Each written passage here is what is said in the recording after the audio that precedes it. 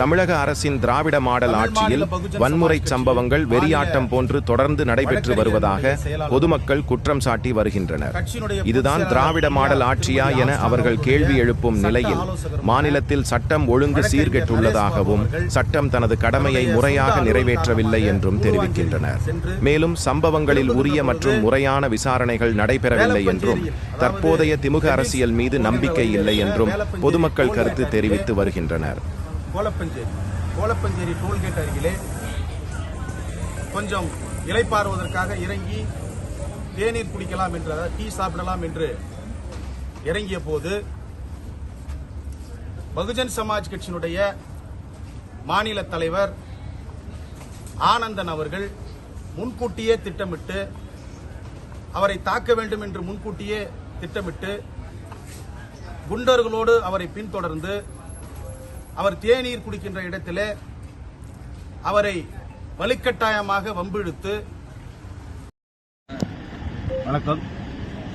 நேற்று இரவு தமிழ் மாநில பகுஜன் சமாஜ் கட்சியினுடைய மாநில வழக்கறிஞர் பிரிவினுடைய மாநில செயலாளர்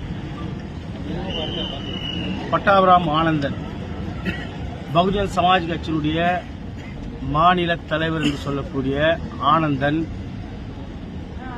எங்களுடைய மாநில வழக்கறிஞர் பிரிவினுடைய தலைவர் மரியாதைக்குரிய நரேஷ் அவர்கள் அவருடைய உறவினரை கூடுவாஞ்சேரி சென்று பார்த்துவிட்டு 12 மணி அளவிலே வருகின்ற பொழுது அவர் தனியாக கார் ஓட்டி வந்ததனால் தன்முறக்க காரணமாக ஒரு டீ கடையில் டீ குடிப்பதற்காக இறங்கி டீ குடித்திருந்த பொழுது ஏற்கனவே போன வாரமே தமிழ் மாநில பகுஜன் சமாஜின் பொறுப்பாளர்களை தாக்க வேண்டும், அவர்களை குறிப்பாக அந்நியாருக்கு உறுதுணையாக இருப்பவர்கள் எல்லாம் தாக்க வேண்டும் என்று அவருடைய மாநில செயற்குழு கூட்டத்திலே பேசியிருக்கின்றார். அந்த வகையிலே அருமை சகோதரர் வழக்கறிஞர்